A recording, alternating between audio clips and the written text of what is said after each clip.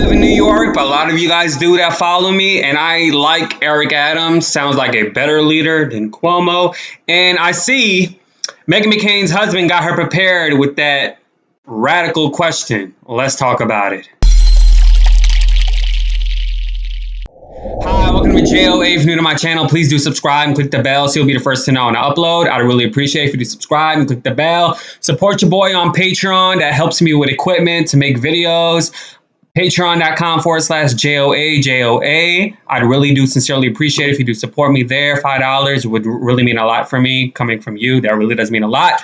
Also, I have a second channel, JOA TV. Please go subscribe there. That's more of a personal lifestyle vlog channel. Please go over there and subscribe when you finish or as you watch this video if you got more than one device. I want you guys to watch this clip and I'll come back with some more. Mr. Adams, you are running as a blue-collar mayor, and you call yourself the face of the new Democratic Party. You spent much of your campaign denouncing liberal slogans like defunding the police. Black voters have been the backbone of your coalition, much like they were for President Biden in 2020. I keep saying the Democrats are going to lose if they lean too far left and assume voters of color will lean that far progressive with them. Do you agree, and do you think the fact that you're now the nominee proves that? Well, I believe that you can't run cities based on slogans. And because you're able to handle your Twitter handle does not mean you can handle the complexities of running the cities in America. Do an analysis of what's happening in New York. I am the progressive candidate. And being progressive is not only talking about closing Rikers Island, it's closing the pipeline that feeds Rikers Island. Do you know that 65% of black and brown children in the city of New York never reach proficiency in education? If you don't educate, you will incarcerate. And so we've allowed people to take terms and slogan to define what it means to be liberal, progressive, moderate, conservative. I don't live by that. I'm a very complex person. Life is complex. I look at the issues and come up with real solutions to solve them. And I say to the Democratic Party, if you allow slogans to direct how we govern our city and New York City, we're going to make a big mistake. That can't happen, and I'm not going to allow that to happen in my city.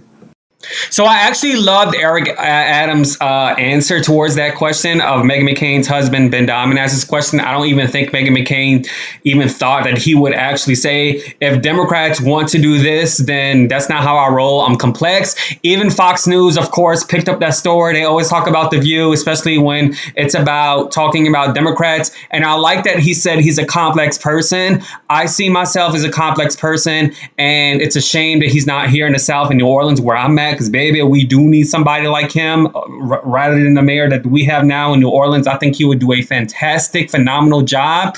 I also checked out his website. And on his website, he states that I am you, which means that he's relatable. He talked on The View that he didn't really go to this high prestigious college. He actually got his master's degree in public administration.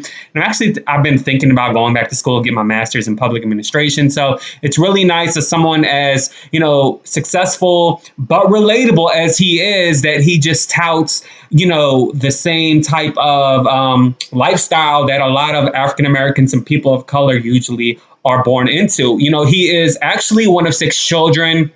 He was raised in Brownsville, New York, baby. Now, it as Wendy Williams' ex-husband.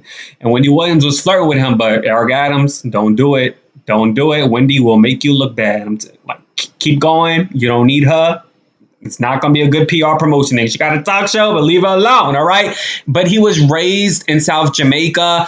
And actually, he is one of 6 children, and he was brutally beaten by a police officer. He had experience in the basement of a house at 15 years old.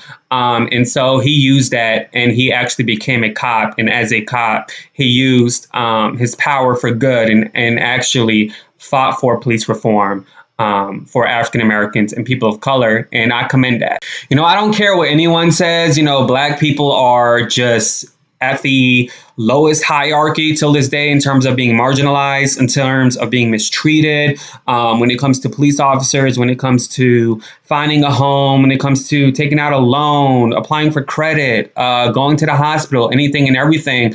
And so we need somebody that represents that to be as a leader, because I heard somebody say, I think it was Al Reynolds, he said, Black people, they're tired of being in these roles that are supposed to be justified as to we made it. It's time to empower Black people in these big roles, in these roles where they are having equity and ownership of companies. And I'm paraphrasing what he said, but that's true. Like, you guys don't need to be the manager or the district manager or some type of hierarchy lower than the low of the owner of the company or of the CEO of the company to feel empowered. That's justification for what you guys been through, for what your ancestors have been through back in the day. It's time for you guys to feel powered, not empowered. It's two different things. And I don't care what anyone says, it's true. Like, no matter what race, no matter if you are a person of color, like Black people is at the lowest hierarchy of the low, which is the reason why I separate people of color and African Americans. And I just despise and I dislike when the media just put everyone together, people of color and Black people included. And I think they're doing that on purpose just because they want to let it remain at the level that it can fully be at, but at the same time could be a way to still put you guys, African Americans, at the lowest of the low, if you get what I'm saying. So as I said, I know I have many viewers from New York. California is another state that a lot of you guys watch me from. And I'm just hoping that you guys in New York can see a mayor like this. And I'm hoping that he just continues on in his political career and tout for greatness.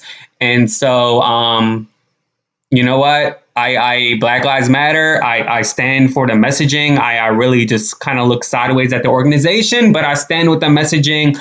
And I'm sorry that you that you guys go through this. When I had that situation with the realtor, the second time I was in Wendy's drive-thru and I apologized to a woman that was African American. I was like, you know what? I'm sorry. And she was like, why you say that? And I told her what I've been through. And she was like, well, I'm sorry you've been through that. Here we are trying to get rid of a word that I've never heard of in my life called critical race theory. That's because it's taught in the criminal justice system. It's taught in college and, criminal justice studies. And, they're just justifying getting rid of that and trying to get rid of just everything. And they want a sort of dictatorship as to what you guys should know. And it's important. Like one of my subscribers says, I know she's going to be watching this video, Cat Lady, a former educator, to read. It's important to read because even the curriculums that they taught and they're still teaching in school now, I mean, they're really wasting their time trying to get rid of critical race theory because the curriculums now in school are just absurd. They really don't teach you anything what Africans were doing before slavery, before even the Civil War. And there's just so many inventors. That's why we always hear inventors every single day, because Black people, they're super smart. They pretty much created everything in the land. And so I'm sorry. I have nothing to do with it, but I'm still sorry. Okay. But I mean, I go through it too. I have my moments that you guys explain, but still it's like, I don't go through it all the time or every day like Black people do. And I'm sorry that you guys have to go through that. It's a shame. I was watching a video of a woman in a mall have a tantrum. She calls it a mental breakdown, a white woman, and she's a teacher's aide. She's a paraprofessional. She's in education, and she literally was attacking this Nigerian Muslim woman. And I was just really just like ashamed of how the police officers handled the situation. She ended up having to GoFundMe, and she's lowering up, and I hope she sues the officer, the security in the mall, the officer in that area, and the police department as well, because something needs to be done. There needs to be police reform. And in terms of defund the police, you already know how I feel about that. We should have just changed it to maybe manage the police department or something rather than defund, because these white supras like to use anything and nitpick words that we use, or just find any type of excuse to try to dictate that the civil rights movement of the 1960s and systemic racism. Girl, bye. Anyways, y'all, New to my channel, please do subscribe and click the bell. Let me know if you like it, if you hate it, whatever. Thank you so much. I'd really sincerely appreciate your support at patreon.com/JOA. I'm going to be buying my camera soon, and I promise there's going to be pictures and clips of New Orleans because a lot of you guys want to see it.